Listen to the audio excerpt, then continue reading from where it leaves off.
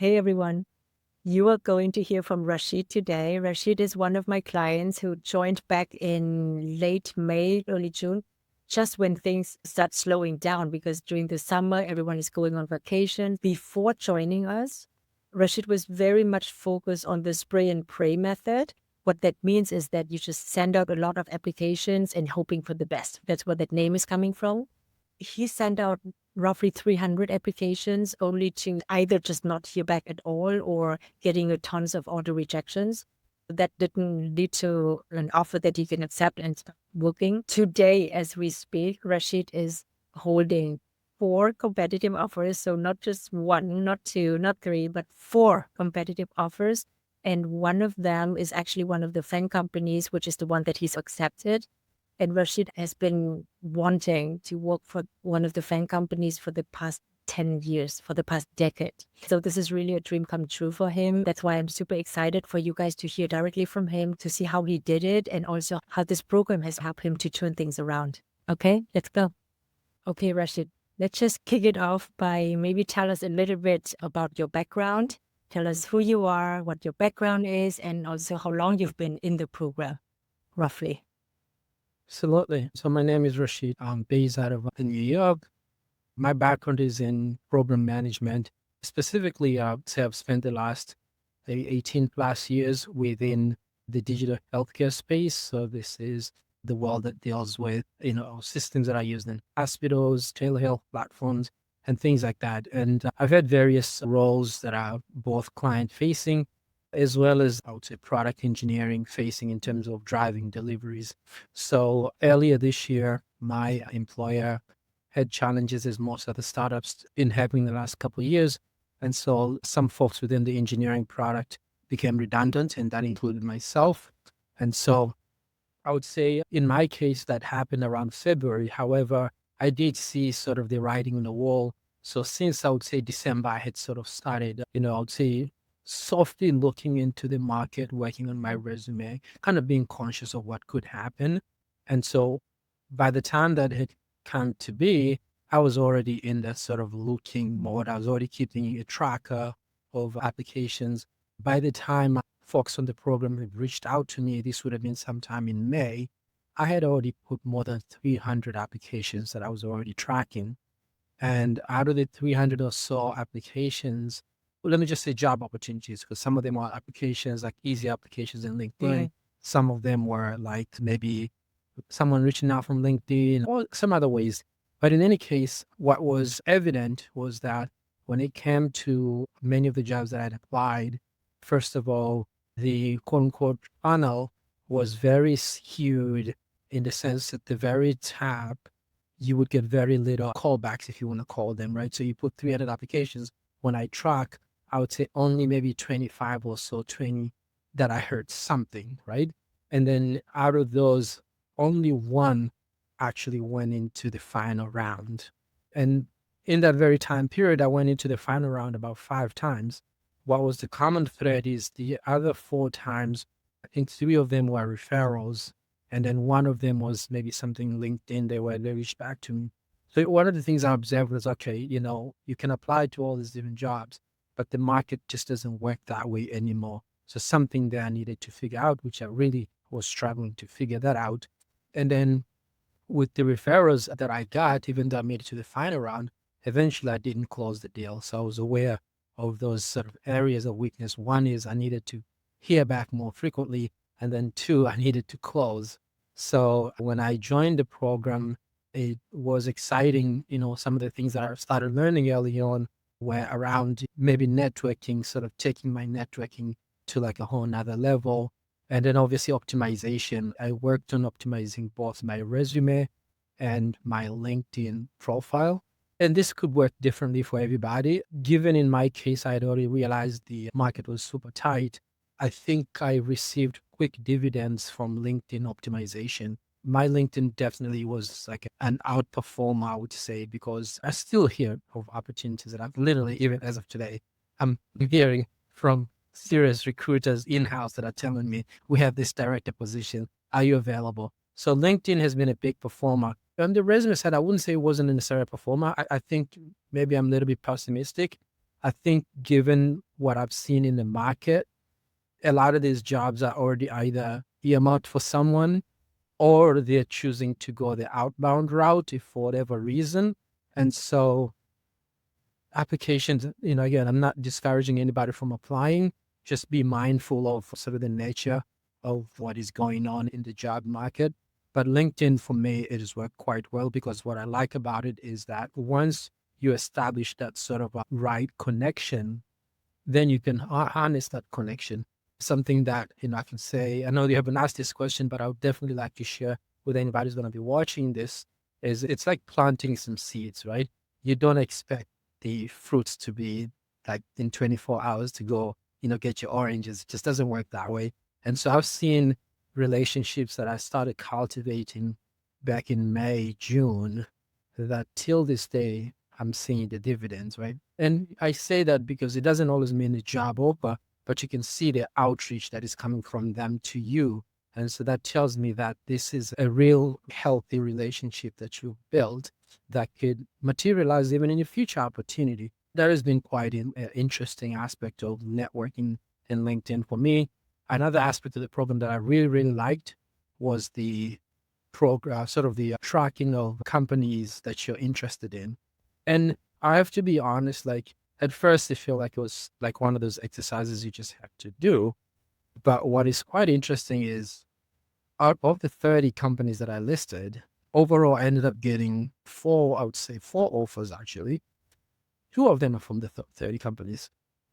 Well, how first? I mean, let's Yeah. take a moment to let that sink in, honestly, Yeah. right? Yeah. Through this market, I mean, Yes. obviously, I know that you're outstanding. Otherwise, I wouldn't have accepted you into the program, Absolutely. But still, this market, though, in four offers, and also compared to those, 300 applications and resulting in very few interviews, right? Like one final Yes. round, no, five final rounds, I think you said, and one job offers, exactly, And so that's just incredible, Rashid. I'm so excited for you. I'm so proud of it. Thank you. Thank you. No, absolutely. It's been an interesting journey, absolutely. And like I was saying, two of them came from the 30 companies. It does make sense to EMR companies and have the necessary follow up on those companies. But also, the other two companies also came from LinkedIn related activities, right? So one of them was an old relationship. So definitely look back into people that you worked with that you had a very healthy relationship, and you just never know. And in terms of the approach, actually, one of the opportunities, which is now a full-time, I would say, well, I don't know how to call it, but it's a contract opportunity for advisory that at any moment could convert into something. Literally, it's up to me. But what I thought was interesting about that one was, again, going back to networking, reaching back to people that you had a great relationship with. And a lot of it is not necessarily reaching back and say, I need a job, but just reaching out in a sort of cordial way. And then that resulted in let's connect and just catch on. It's been 3, 4 years. Let's see what you're up to, what I'm up to. And then as we're talking and something just clicks and they go, you know what? I could use you. I didn't come here to offer you a job, but I realized I could use you. And so the advice there is keep the networking sort of both professional, healthy.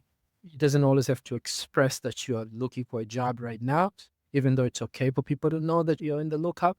But maintaining those links, I think, is something that I know going forward I would want to do. I'm not going to look for me to be in the market to be doing that. I think it's a healthy thing to be doing continuously. 100%. What would you say is the big change for you compared to what you were doing before? Because obviously, I think when we first met, when you first came into the program, it's not like you've never heard of reaching out to people before. You know what I mean? So, what is the big difference between what you were doing in the program, Yeah. based on what you've learned, versus what you were doing before? Sure. Sure. So I think before I was a quantitative person, like applied to 1,000 jobs. Like if I didn't join the program, I would have applied to 300 more jobs. So you can imagine between maybe beginning of January and May, maybe I applied to like 300 and something jobs. And believe it or not, since joining the program, which is also another 3 months, I'm 100% sure I've applied to less than 60 jobs, like way less than that, right? So I mean, I became more targeted in my approach. That's number one. And then number two, persistence in terms of networking, just identifying the right people and being a little more persistent. Before I would just apply and then just keep moving. And this just doesn't work anymore. And so the persistency has worked quite well for me. One of those opportunities that, again, I got an offer was an opportunity that I'd applied previously before joining the program that I didn't get. But because I learned with the program that you got to keep the relationships going, basically Amex came back with a contract. This previously was a full-time opportunity, but they came back with a contract with Mm, Level Options. amazing. Yeah, Mm. they did come back with that, believe it or not. It shows, yeah, it shows that it's really, really important. If you make an impression and it sticks with people, sometimes the conditions may not have been right for them to give the offer, but I could have moved on and then they would have forgotten about me as well. But because I kept that going, good things happened. So I would think. 100%. Yeah. I love that so much. Taking a step back, when you think back in terms of all those 300 applications in those 3 months and then the traction that you got, what made you realize that you need an expert help rather than just continuing alone or continuing getting general feedback from YouTube or influencers or from wherever it is, right? Yeah, no, absolutely. I think there are many things. One, it helps to be a part of a community. So, looking for a community, but also looking for structure, right? You can just apply to things randomly without structure or your own unproven sort of approaches. So I wanted to really present discipline as someone who's, I guess in a way, this is from my background as a program manager. You always put things into specific disciplines and protocols and methodologies, right? So I was like, okay, clearly whatever I'm doing doesn't work. So I need a new framework. I need a new methodology. I need to be part of a community that is trying to figure this out or has figured this out. So that was very helpful to be a part of. Yeah, 100%. You are human. And I assume that before you joined the program, even though you knew that it's time to get expert help, but I know that there were still hesitations, right? If you remember, can you recall what those were and how did you personally go about making that decisions? What was your math or emotional or quantitative math, whatever, Yeah. what was your way to overcome those hesitations and make that decision for yourself? Absolutely. I think for me, because I had already been basically in the hunt for like 5 months and then unemployed for like 3.5 months, then naturally the calculation around your financial well-being plays a part. And it's one of those kind of a push and pull because on one hand, common sense says it's good to make an investment into something that would pay off. But then there's also the realism aspect of life where it's like, well, right now I'm unemployed and every dollar needs to be calculated as far as where it's put in. And so part of you is telling you, hell, what if you get a job within 2 weeks and you pay all this money? But then there's a part of me that tells me, well, you've already been doing this for 14, 15 weeks. Yeah. So I looked at it realistically and I said, you know what, it's an investment worth making. Yes, nothing is guaranteed, just like the stock market. However, you can still make what I would say healthy choices around your investments. And so this to me, it came down to that it was a healthy choice to make. In terms of the healthy choice, and you also say investment can also be in stock, right? I mean, I personally always think about investing in myself. Like I'm always the best asset that I can bet, right? That's how I always think about it. How do you know that this is a good investment? So good thing about it is, you're right. In my case, I've always made investments in myself. I don't usually even wait for an employer to sponsor me on something. I'll just pay $1,000 and go learn something on my own. So with that in mind, it's almost like everything I usually do is not always about near term. I knew near term I needed a job, but I also don't believe that the gains here are just near term, right? Perfect example. I've just learned how to better utilize LinkedIn. That's a long-term gain, right? That doesn't just help me right now. It helps me with all future engagements, whether it's I'm trying to get a job for myself, I'm trying to help someone in my circle. So I looked at it that way. I was like, okay, even if I do end up getting a job, I think this is a community that I could still benefit from. Totally. I love that. What would you say was some of the biggest mindset or strategy shift from your previous approach? I'm going to sound like a broken record. I think I realized that when it came to being persistent with certain practices, you know, you just have to do that. And not to say that you should annoy people, because I try not to do that. But I've also learned that in most cases, we stop ourselves from doing certain things. So, for example, a lot of the follow ups that in the past I would not have made, I met them this time around. And if you make them enough times, some of them will yield positive results, right? So if you look at it, if I do the follow up in, let's say, 15 of the interactions I've had in LinkedIn regarding an opportunity, truth be told, I don't need all 15 of them to come good. I just need one or two of them. Yes, So, exactly. yeah. So that part was like, okay, don't take it as losses. You just need a few of them to.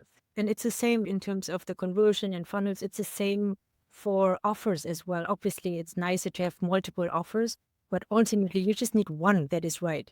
That is right. Right. Absolutely. And so sometimes people overthink. And I mean, and it's easy to get into that track as well, because when you just keep applying and it just feels like throwing things into the void and nothing comes back, then it's easy to forget the fact that actually I just need one, in the end. Very true.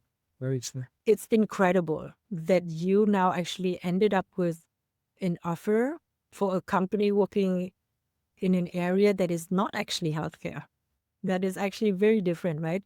And that means, you know what that means, Rashid? That means that you've beat candidates who have much more experience and domain knowledge and like this specific industry knowledge compared to you.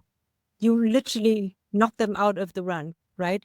And so in this market, that is incredible. I mean, in any market, it's incredible, but especially in this one, right? So what do you think helped you? Like, how did you position yourself as the better choice in those interviews?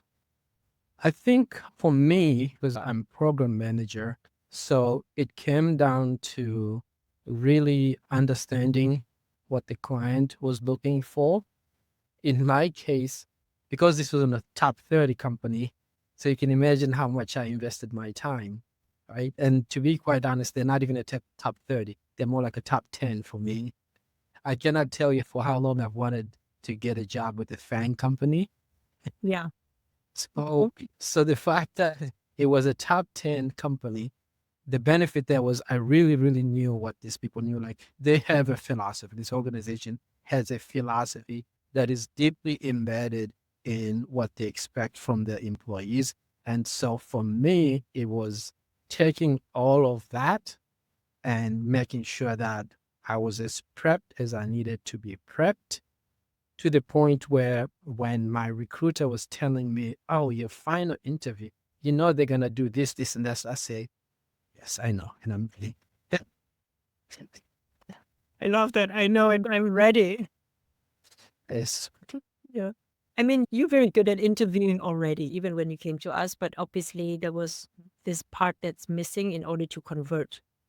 I mean, you're much better than others in that regard already, because some literally don't make it past the first round or second round, And so even before us, you made it really far. But there was a big problem with conversion, and we talked about that too. And that is almost like, on the one hand, we're kind of happy that we're so good that we make it so far. But on the other hand, it's also wasting more energy than people who get knocked out in the first round. Right. And so that's a huge problem, right? And so what would you say has changed, maybe through something that you realize or through some practical skills that you've learned in the program? Like, what has changed for you to be able to convert so effectively that you end up with four offers? Yeah, I think what you're saying, obviously, out of those four, each one of them, maybe I could split it in like two buckets. Maybe there's some gains in each one of those. I think as much as the interviews are very important, but I think there are a lot of decisions that I've made before. We just don't always know. In the sense, how do you go from a good candidate, or even better than a good candidate, who's making through rounds and rounds, versus being the candidate that they're rooting for? Sometimes even the hiring manager is rooting for a certain candidate. I've been a hiring manager. Sometimes there's a conversation you have with one of the candidates and you start rooting for them to the point where you hope that everybody else in the team picks that person. So I think I went from just being a good candidate who's just impressing sort of mechanically to really planting some seeds whereby I could see that someone in the organization is rooting for me. So in different cases, like I could say, in the case of one of the opportunities that I did not take it up on, I know how much, in this case, it was actually both the recruiter as well as the hiring manager. They kept reaching back over and over because I would even have technical difficulties with completing my assignment because their platform was going down and that. And I could see, because I'd already made an impression, how much they were going above and beyond to make sure that that doesn't become an impediment for me to submit my assignment, or kind of just like, I don't really need this because I have another offer. So I could see that how I had turned it around. And when I went to meet them in person, you could read a room and I could see that the hiring manager was definitely there as almost like my surrogate. Yeah, Yeah.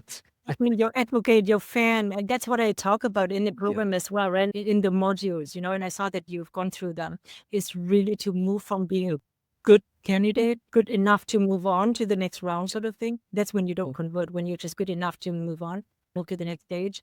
And from there, converting into the must hire candidate. I always talk about the must hire candidate, and you need advocate. You need to buddy up with people. You need to click with them on a different level.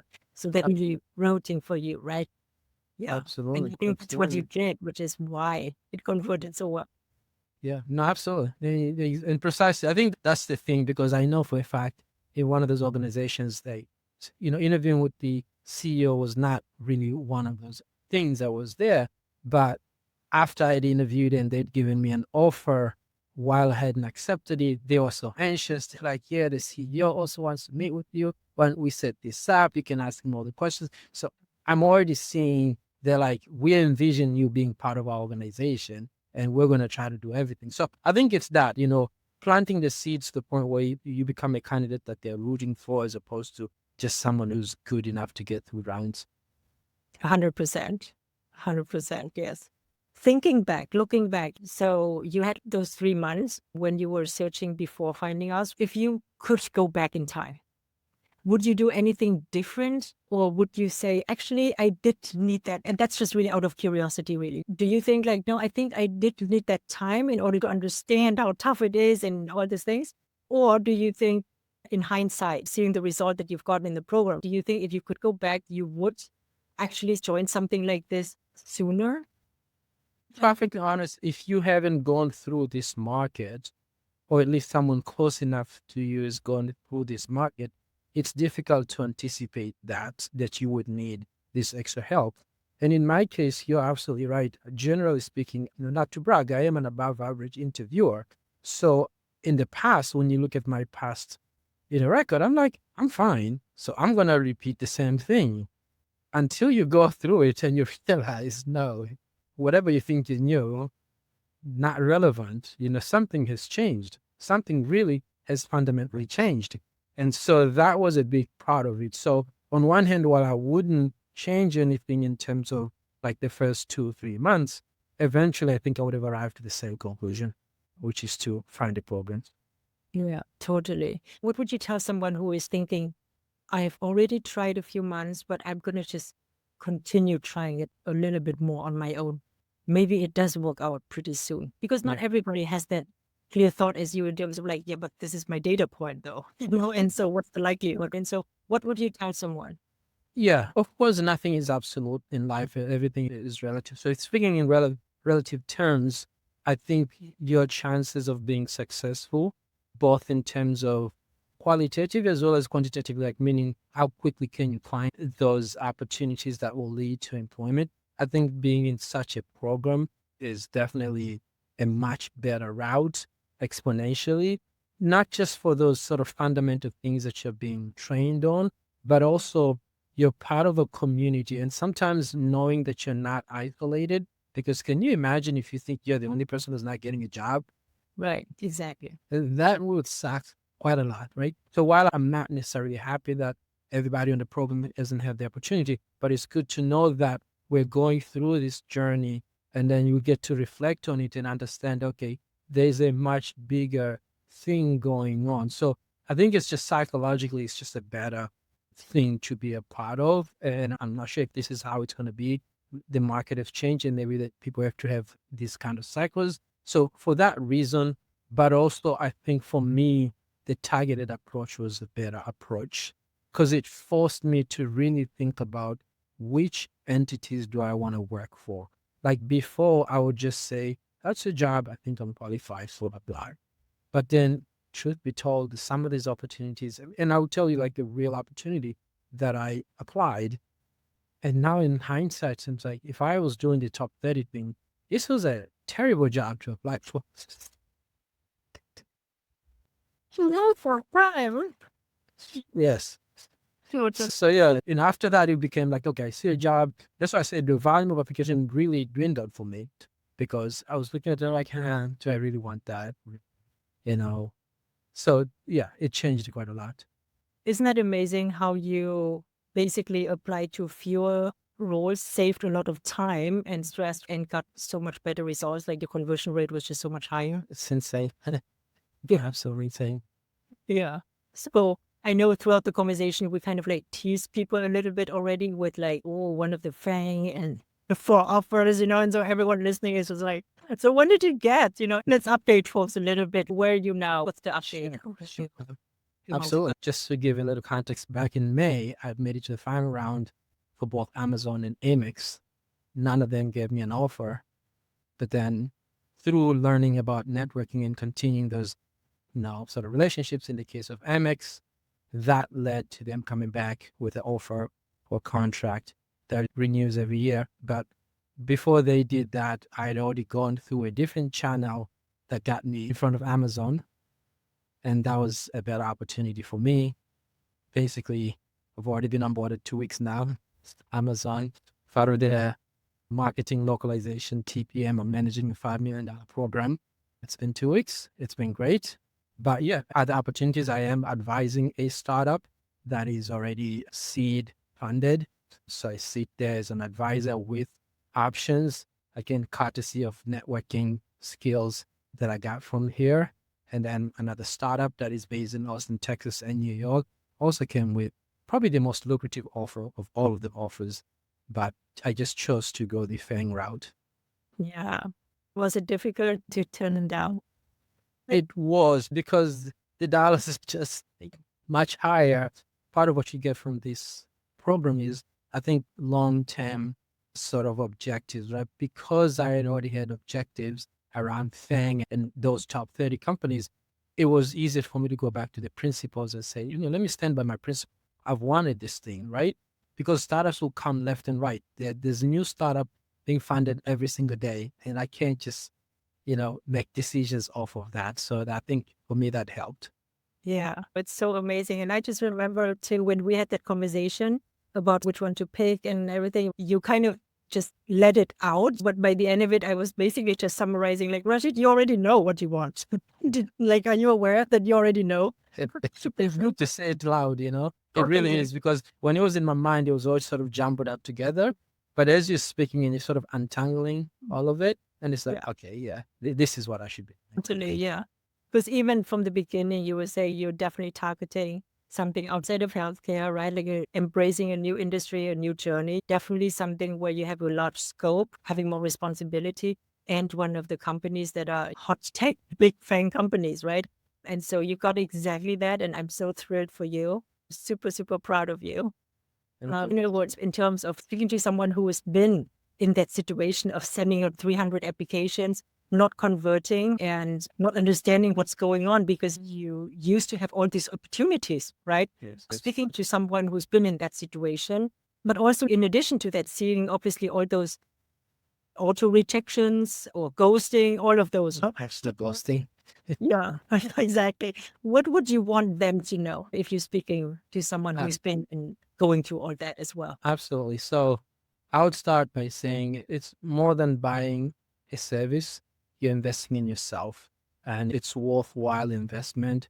Yes, in many cases, not always, but in many cases, people are looking for a near-term change, maybe change in jobs or they're unemployed and it works. So I do appreciate the fact that there's always, in most cases, the near-term objectives. But more than anything, I think there's some sort of lifelong, career-long lessons to be gained here to join a community and pick up on some new skills. I think it's worthwhile. I do understand that not everybody may be in the position to make that investment, but given the ability to do so, you're better off just because you do gain a more structured approach. You gain an understanding into some of the nuance of how organizations and hiring managers are making decisions today, especially for many of, I would say, seasoned people who often tend to be in these types of programs. Often you're not aware of what's going on in the last 18 months because maybe you've been at the job for 10 years, right? So in those cases, it's really worthwhile finding a framework, finding a discipline, finding folks that coach you through this process. And more than anything, is sometimes yeah, you may be able to do it on your own and get an offer, but there's a difference between getting an offer and getting the best offer. Like I gave the example of the startup that I turned down. I know we had a conversation and they were willing to adjust their offer, even though I wasn't accepting the offer. So it goes to show you that there are a lot of skills that can be learned, whether it's up leveling your career, or anything like that. In my case, I have tried for quite some time, believe me, more than 10 years I've tried to switch industries and it's never worked out. And I've been to final rounds in some of those cases and it didn't work out.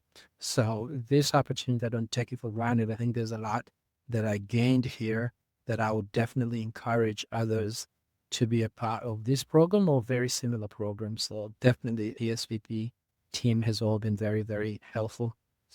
Awesome. Thank you so much for saying this. And I'm so excited for the next step in your career. If you need us, we're here.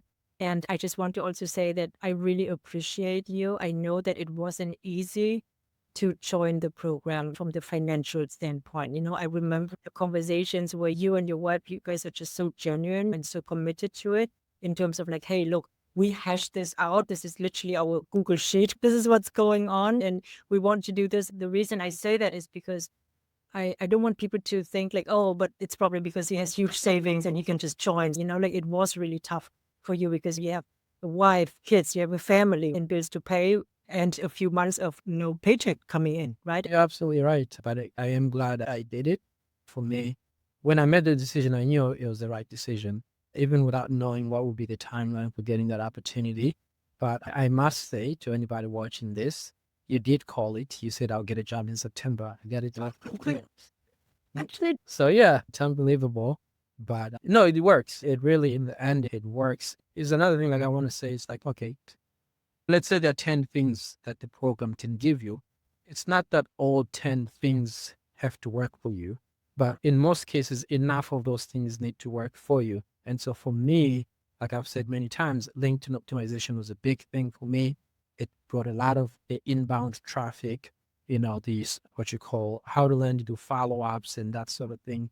So definitely there are some very important nuggets that I think anybody professional can pick from this program that can really, really be helpful, whether it's a job search or other types of things you can do with that skill. 100%. I did not predict 4 offers though. But when you came in, I did say, it looks like September, you're going to end up with something. And I think I even said like around mid-September to be precise. Yes, yes, yes. You did mention that summer was going to be rough, but instead of wasting time sending 1,000 applications summertime, I was just working those relationships. Mhm.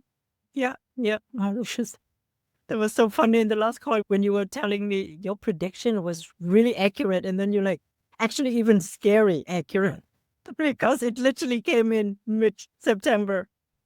Rashid, thank you so much for being a wonderful human being, a wonderful client. I'm so glad that you came to our program, that you came into my life, and I got a chance to meet you, work with you, and support you.